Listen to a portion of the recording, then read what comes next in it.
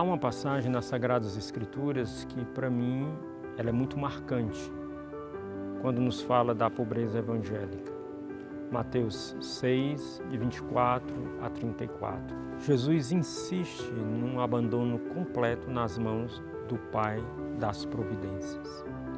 Isso na nossa história foi muito marcante, porque quando a gente começou na comunidade, nós não tínhamos nada, não tínhamos competência para iniciar uma fundação de um centro de evangelização, de uma lanchonete. A gente não sabia nem por onde ir, nem para onde ir. Nós tivemos que nos abandonar inteiramente nos braços da providência. Lembro assim, um momento assim chave, quando a gente estava tentando inaugurar aquela lanchonete e a gente começou a ter alguns impedimentos, algumas coisas difíceis, né? A gente não estava conseguindo. E a gente foi rezar e Nosso Senhor falou claramente para nós que Ele pedia de nós um despojamento. E quando a gente olhou para a gente viu os nossos relógios, viu os nossos cordões de ouro, outras coisas assim. E quando nós partilhamos os nossos bens, a gente viu o fluir da graça na nossa vida e na obra de Deus.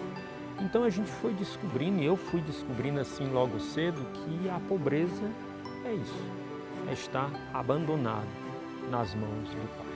Aos 13, 14 anos eu quis ser freira, né? E não fui. A irmã disse sutilmente que eu fosse rezar um texto pelo meu marido, pelo homem que ia casar comigo, ou seja, me deu o chega para lá, né? E me atraía, não é, a pobreza. Eu era muito devota de Santa Bernadette, Nossa Senhora de Lourdes, né? Me lembro também, assim, na nossa história, que nos lançando nesse caminho da providência, nós logo fomos tocando naquela expressão sagrada, onde Deus se esconde de uma maneira tão única, que são os pobres. A gente começou a fazer os acampes, né? E logo no primeiro acampes, a gente pôde tocar assim na pobreza dos jovens. Mas assim a gente foi tocando no jovem independente químico. 2 jovens, de uma maneira particular, me chamaram muito a atenção. Eram jovens cheios de vida, mas que estavam assim como que feridos profundamente pelo flagelo das drogas. Porque eu comecei a travar uma amizade com aquela pessoa. E, através da experiência de Deus, aquele jovem foi dando os seus passos, mas foi tendo as suas quedas. Eu fui passando a sofrer com ele, o sofrimento dele. Um jovem dependente químico, um jovem ferido pela pobreza do nosso tempo. E no decorrer da história da comunidade, a gente foi sempre sentindo esse apelo, assim, esse apelo de reconhecer, de tocar Jesus nos mais pobres, nos mais feridos. E não simplesmente como uma causa, né? Porque o pobre não é uma causa simplesmente a ser defendida. Não, o pobre é uma pessoa. Tem um nome, tem um rosto, tem uma história. E me envolver com esta pessoa é fundamental para mim, em primeiro lugar, porque me envolver com ela é me envolver com Cristo. E também para, através desta amizade, poder ser expressão, de alguma forma, instrumento da graça de Deus também para a vida deste irmão, deste amigo que são os pobres. Um dia eu fiz o estudo bíblico, que a gente chamava naquela época, né, Lexio Divina, e tinha aquele evangelho que foi o que tocou também muitas vezes São Francisco, né? Vai, deixa tudo, dá aos pobres e me segue. E nesse estudo bíblico começou a me dar uma verdadeira, meu Deus, o que é que eu faço, o que é que eu faço, o que é que eu faço? E saí muito angustiada, né, do estudo bíblico. E eu vi um extrato da Caixa Econômica, né? E eu olhei, eu disse, meu Deus, eu tenho esse dinheiro todo na poupança. A poupança era o investimento da época. Eu disse, eu tenho esse dinheiro todo aqui, Eu disse, Jesus, esse dinheiro não é meu, é teu, tá aqui, faz o que você quiser. Aí dobrei o papelzinho, né, botei no envelope e deixei lá. Aí, quando eu entrei no meu escritório, a moça da portaria ligou e disse, professora, tem um rapaz aqui que quer falar com a senhora. Eu disse, quem é? Aí ela disse o nome do rapaz, eu disse, eu não conheço. Ele disse que a senhora não conhece mesmo. Ele disse que veio em nome de Jesus.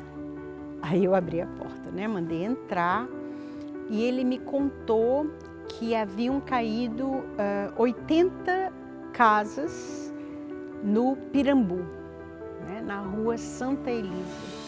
Tinha havido realmente uma chuva enorme, estava chovendo muito. E ele disse, eu não sei por quê, mas Deus me mandou aqui lhe pedir o dinheiro para reconstruir as 80 casas. Eu disse, meu Deus. Né? Aí eu disse, e quanto é para reconstruir essas 80 casas? Ele disse, exatamente a mesma quantia do extrato da Caixa Econômica. Né? Quando eu vi aquilo, eu disse, não, ele está brincando comigo. Né? Aí eu disse, eu quero ir lá. Ele disse, a senhora quer? Eu disse, quero ir. E eu, nessa época, trabalhava de blusa de seda, de meia de seda, com um blazer, né? Salto alto, e fui com ele. E ele me levou lá para cima das dunas, porque a rua Santa Elisa era embaixo, né? E eu desci do carro, aí só tinha duna de um lado do outro, estava escuro já, no fim do expediente, eu disse, onde é que está? Ele disse, lá embaixo. Aí quando eu aprumei a vista, né, eu vi que havia luzezinhas fracas lá embaixo. Né? Aí ele disse, você quer descer? Eu disse, quero. Ele disse, mas assim? Eu disse, eu vou assim. Eu cheguei assim, eu vou assim. Mas aí tirei o sapato, né, porque eu ia quebrar o pé, e fui, e aquelas meias de seda, elas ficaram cheias de areia, né?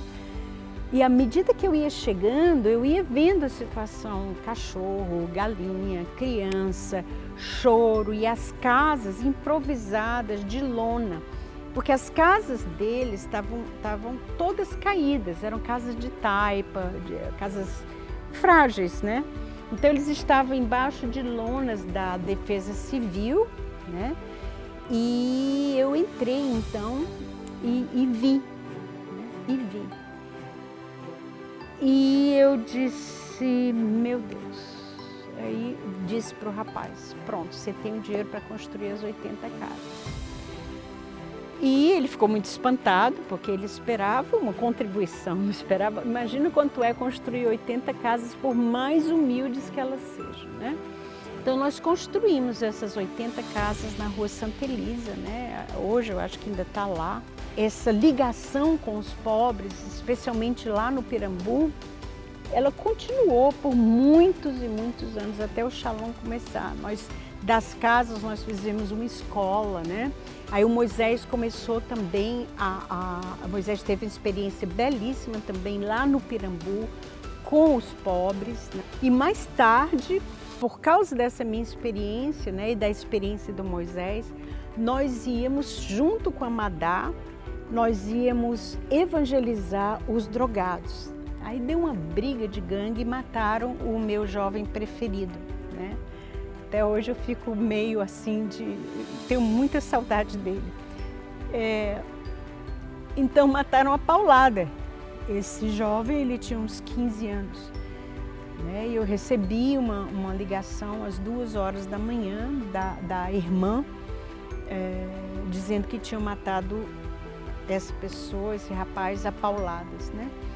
Então, nossa vida no Pirambu foi uma vida rica.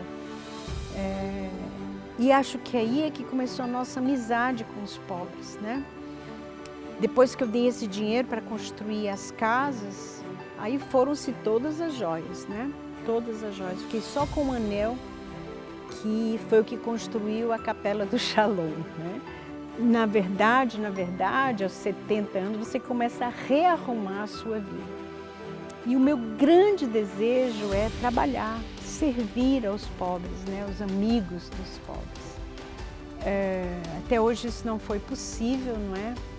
Mas eu sei que qualquer pessoa do Shalom que esteja fazendo isso, também eu estou fazendo naquela pessoa.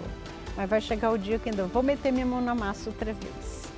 Eu digo até nos escritos, a pobreza e os pobres, eles nos atraem porque todos nós nos sentimos sensibilizados com o sofrimento e com a dor do homem, mas ao mesmo tempo ela nos assusta e ela me assusta também, e eu quero muitas vezes me defender.